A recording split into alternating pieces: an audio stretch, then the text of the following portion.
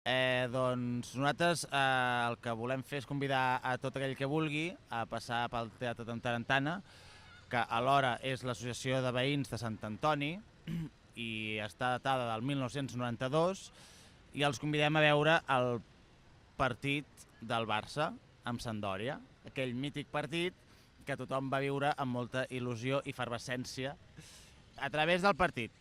I a través de les Olimpiades del 92 intentarem treure les veus que en aquella època no van deixar que sortissin. Podeu treure el micro, sisplau?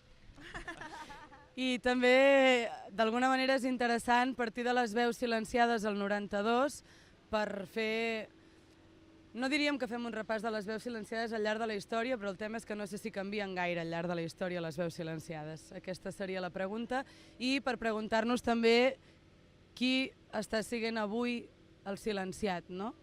Llavors, bueno, una miqueta aquest viatge a través de la història partint d'un punt i a partir de varis referents vindria a plantejar aquesta pregunta.